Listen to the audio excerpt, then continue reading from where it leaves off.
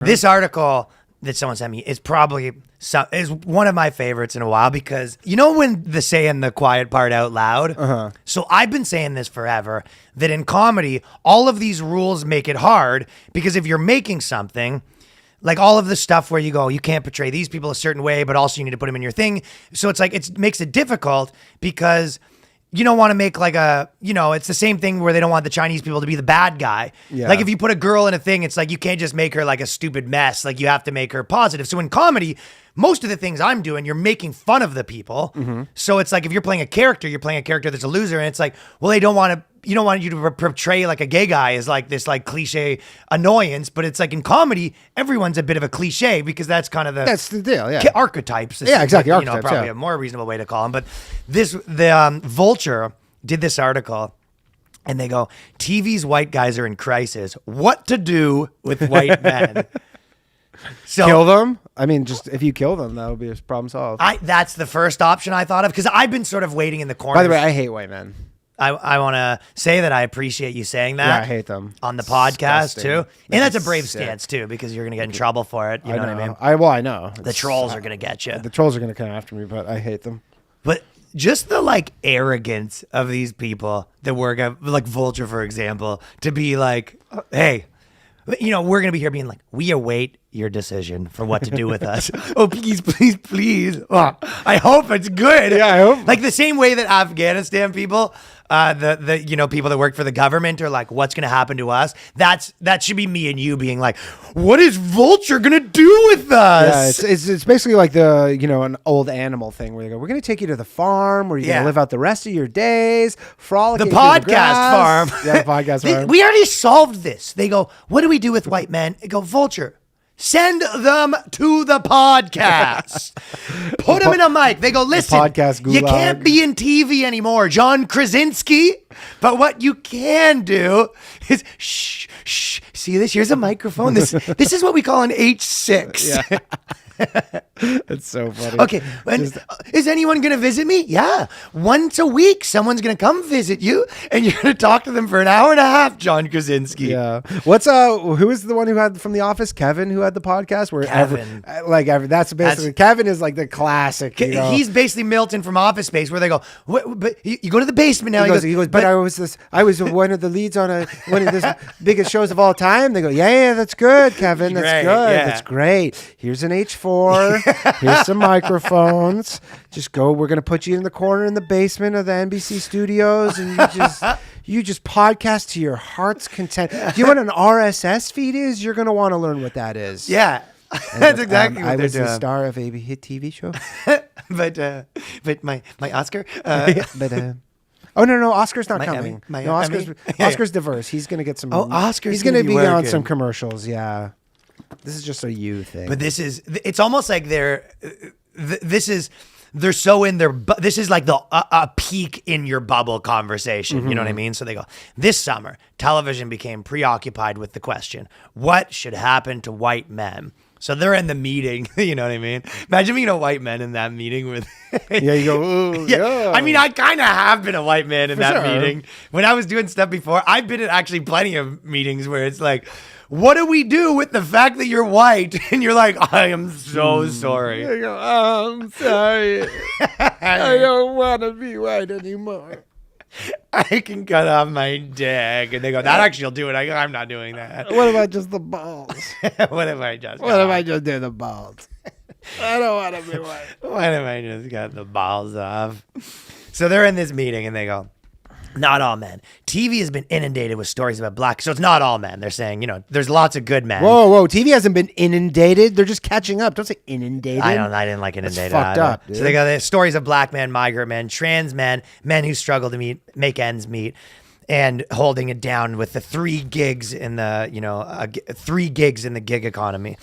One conundrum kept cropping up in various genres and iterations. The white guys who used to be the default protagonists are no longer the main characters. So what happens to them now? Should he be erased? Can he be rehabilitated? His entitlement washed away. Where's he supposed to go? So What do you think, Daniel? Can our entitlement be washed away? Can we be cleansed? I think some sort cleansed of the entitlement. some sort of like re-education. I think the only it's a camp. possibility- It's a camp situation. It has to be a camp. Camp re-education For You go white there- actors Yeah, to so be- camp. You go. You wear like they shave your head. Yeah. They delouse you. Then you put on like matching jumpsuits, and you just you basically just break rocks. I can't see it happening any other way. No. You get cleansed and re-educated. Yeah. So they said, series from this summer who have found various answers to that question. Perhaps the white guy has a meltdown. This is where I was like fucking dying. They're like, what kind of things happen? They go, maybe the white guy, we can have a white guy in, but he's like just a total fucking psycho. Ah! Yeah. He's got to be. So you can have potentially you can have a white guy in your thing, but he has a meltdown. Yeah. So that's one option. By the way, can we just talk about the fact that just in this vein where it's so funny where after 9/11, every like good guy was white and every bad guy was brown, and now like literally every bad guy's white and every good guy's brown. Like they just straight up they go, yeah, we went overboard. That wasn't with that. before that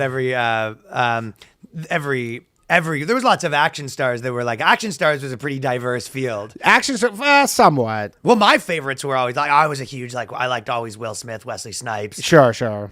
But there was But I'm saying outside of like I the know what few you black mean. guys, and then there were the rest of the yeah, world. well that's why they replaced at first they replaced And then Jackie Chan. They replaced those they replaced the brown bad guys with Russian bad guys. They made every bad guy Russian, and then Well, they've actually been going through this. They're like, can they be bad guys? That's a big question for them. They go, or they won't even let white people be bad guys. That's even that they're discussion wondering. is coming up. Well, they're wondering if they could be bad guys. All I'm telling you is if you're a white actor right now, really spend all your time working on that fucking Eastern European accent because That'll you're help. going to want that. That'll help. You're going to want to be able to do that. They go, so maybe he has a meltdown or he leans into his right to take up space. Maybe the best course of action is for his plot to demise. So maybe you're allowed to have a white guy as long as it's like, Yeah, as you're a white guy as long as in every scene you're reading a Jordan Peterson book. you're getting your just desserts. Yeah. I think like your life falls apart. Being white, you show that you're being a bad white guy, being a bad white doesn't pay. No. So maybe the white character comes in, he drinks and drives, and after a series of microaggressions, he gets fired from his job, which is what should have happened in the first scene. Yep. But it still took a while. So that's an option. Potentially has a meltdown. Potentially he dies. Maybe. I mean, His life dying falls is apart. ideal. Dying's the first choice for me. Yeah, just you kill them off, and then, or they just die in real life, and then it's like they die in real life, and Both, then yes, on two the show problem they just solved. replace them with like a POC, and then problem solved. What if you made them crappy podcasters in the movies? Like, you know what I mean? Like- Like white guys are only allowed to be podcasters. in Yeah, the yeah, thing. just in the show. But what happens if that show becomes successful though, and then as like That's a a kind of problem. That's gonna be a negative problem. benefit or a negative consequence is that person becomes famous in real life? That's a huge playing problem. the loser podcast, And then afterwards, you're going to be offering other roles. that yeah, they might exactly. be women. Imagine that person like actually has some success, and then So I'm a no kinda on that now. Yeah, that's a no. Although many of the shows include white people of color on the directing staff or in the writer's room, they were all created and co-created by white producers. And it's tempting to see them use their own self-concern at work in the movies. So one of the problems is there's still some white stink because like some of the higher ups are white. You know what I mean? Like there's white producers and stuff like that. So they can't really get all the stink off. Even if it's all diverse people writing and making it, there's still producers. You know what's in there, so like, funny actually? squeaking in their whiteness. And the way you're saying this too is like, I'm like, because there was this whole thing in Hollywood, like, 50 years ago where all the Jews changed their names to white sounding names. And now Yeah. they're all going to be like, yeah, I guess it's time to change the name back. Yeah, John Stewart. Like, is like, Jon Stewart's John Luzabitz. Yeah, Leibowitz. Like literally all these people are like, well, I guess it's time. Like mostly like executives and producers go like, they maybe change their name to something and they go, yeah, it's time to change the name back. Well, we have a friend that did that, but they go, so they go, after all, most of the shows simply jettison the white guy. They hold him close. They observe him, mock him, and jab at him mercilessly. So that's what they want, I guess. Even as he becomes the story's central problem, the bad guy, rather than the central character, there he is, still in the middle of the narrative. So even if you make him the villain, as you were saying before, okay, maybe you could just be the Russian villain. Well, no, because you're still fucking taking up space. Oh, I hate people who take up space. Sorry, Russian villains.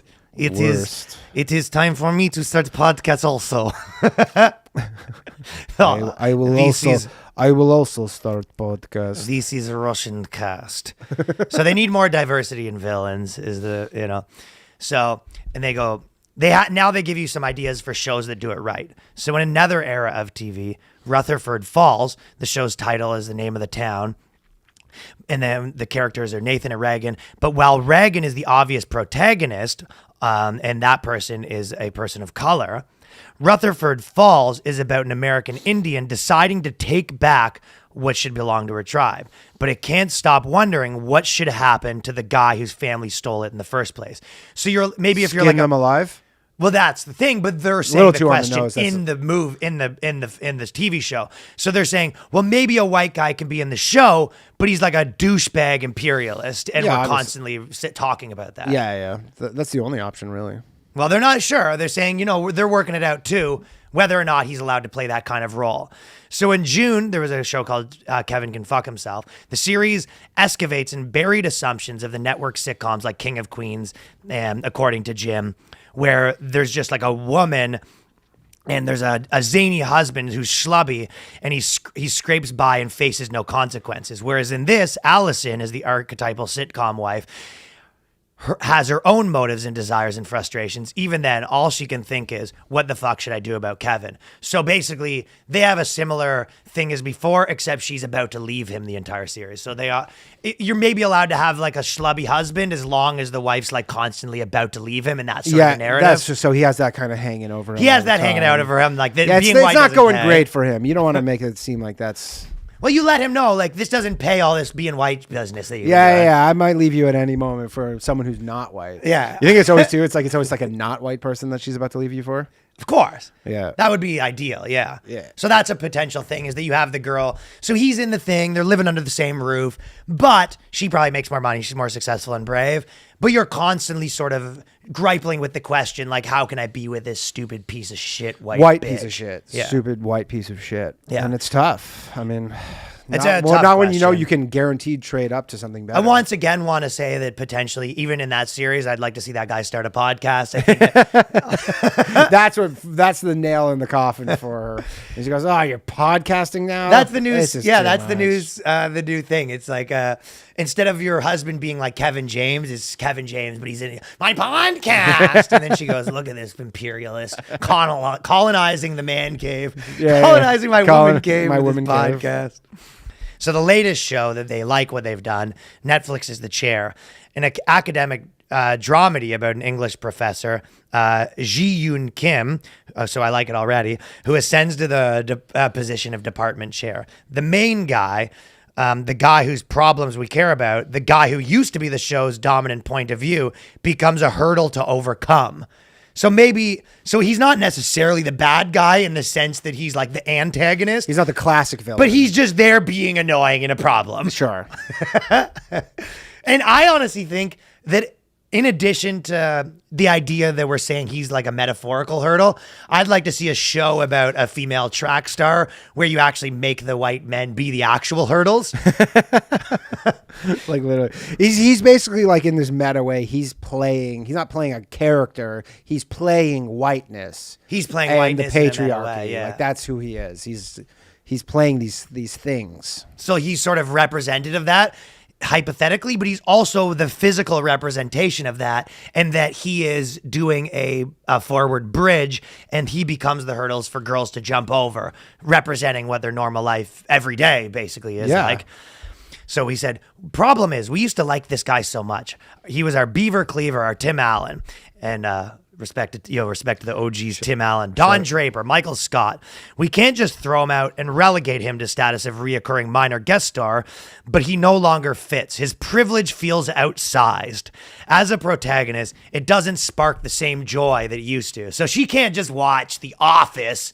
Well, he has this outsized privilege, and she wasn't aware of that. Well, she literally sees it. Well, the whole thing with The Office, too, is you're like, Michael Scott's like inept, right? So then you're like, oh, he really only got this job because he's a white man.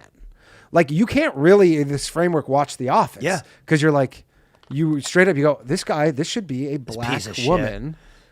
You just watch The Office now, seething. Well, it's outshined privilege, right? She just... So it's a question to grapple with. And she says, there is honesty to the choice to keep the dethroned main guy around. If he doesn't disappear in real life, unfortunately, he's still there. So tied to the lives. So they are grappling with this question. So we might get to be around a little. And they said Jason Sudeikis, who played like Ted Lasso. They liked the character that he played because he was there to sort of prop up women. And so as long as the guy's propped up women, he's a villain, but not in a way that sort of takes away from the storyline where we're focused on this guy. Other than that, I think the real answer is podcasting, and I'm just going to do a bit of spitballing here on my own. Okay. So, because we know you're familiar with the hero's journey in Yes, filmmaking, very much so, yeah. and structure and character archetypes, right? So I've been thinking that obviously we're going to be needing to do some reshaping for 2021. So instead of the wacky neighbor, what if we did like the racist neighbor? So we don't have like not too racist, like not like Gran Torino. Well, I mean, he already is racist because he's white. But, okay. Oh, right. That's what. Yeah. But he's not like overtly. He's racist. not like He's not like throwing rice at her. No like fucking like cross burning on and stuff like that. No, but he was just like his microaggressions are racist. Well, yeah, a lot and of he sort of microaggressions. learns a lesson by the end of the series. On the season finale, he finally realizes his When he ways. kills himself? Kills himself. Yeah. So the mentor is a common literary device, right? So what if the mentor is allowed to be a white man? But I don't like it. Well, hear me out. So the mentor, which would be like, Gandalf and the Wizard, Yeah. and the Lord of the Rings, right? So the woman protagonist in this situation goes to Gandalf, the man, and he gives her advice, but she actually knew better all along, and he was wrong. He was mansplaining. He was mansplaining. mansplaining. Gandalf's mansplaining. The mentor's mansplaining. All right, here we go, Gandalf. It's like, I'm just here for fucking... Right, so he gives her advice, and she's at a crossroads whether to take this old white man's advice or do it, and then she doesn't take it. She doesn't take it. And then in the next season, she's Gandalf. And the next She has his but job. she's also has her job too, because she Yeah, can do jobs because she's Yeah. powerful. Like she bites her tongue when Gandalf goes, so where do you see yourself in 5 years? And in her mind, she goes, in your chair. In your fucking in your seat, chair. old man, you old white bitch. Yeah, you old white fucking cracker. So you're familiar with the trickster, the literary device, the trickster sometimes adds humor to the story, but I think potentially if that was going to be a white man, what could happen is he shows up, I'd like to see him show up around the 40-minute mark, not to take up too much space. No. Shows up, tries to add some humor to the storyline, and he is scolded because humor can have cause pain to some of the other characters, and he learns that joking around is no laughing matter. I like it. And then he sort of retreats back into things. So that's the new Let's role keep of the jokes trickster. to white men. Yeah, white straight men. Yeah, so I'd like to And see that. that's about it. The shapeshifter, are you familiar with that literary device? No. What's a shapeshifter? Shapeshifter is the character that decides he seems like he's going to be an ally at the beginning and then switches to an evil person or vice versa. So instead of the shapeshifter being someone that's an ally that switches, what it is just someone that switches to trans permanently and is applauded for it. That's a good one. You can't go wrong with that one. Right? Just if every episode just a new person's trans. But here's a wrinkle in that. Okay, so as for more of this is a casting thing, you get an actual trans person and be like, just That's a for tough one. episode 1, we're gonna make you look like your former self. I think what you do is you go. I think that's the first option, but the second option is Because you can't have a straight white guy playing a trans but person. you're looking at this backwards, and you're looking at this in a way where you go, oh, we have to cast based on talent, like if someone who's good at acting, for example. I say you go down to the clinic where people are about to get the trans surgery, and you say, hey, which one of you guys wants to be in a movie? Whoa, you film the first. guys. Well, they're guys at this point before they're getting the surgery, got it. and then you go, hey, does anyone here want to be in a movie? And then they film the first half. Yeah, and then they get the surgery. And then they rap. They go, okay, Yeah. we're gonna 6 months of rapping. So every time they do a shapeshifter, you work around their schedule when they are ready and feeling better. Honestly, seems like a logistical nightmare, but worth it. Well, sometimes worth it. I mean, it's worth progress it. takes it's worth effort, it. right? It might cost, but whatever. Yeah. So the progress takes effort, and the shadow self, I think. That's one where I kind of more on your line of thinking, where I think we just have to get rid of that altogether because there is no bad side of female protagonists. No. None. Just the more the merrier, really. Yes. So Ideally, not white. that's a guarantee. Yeah.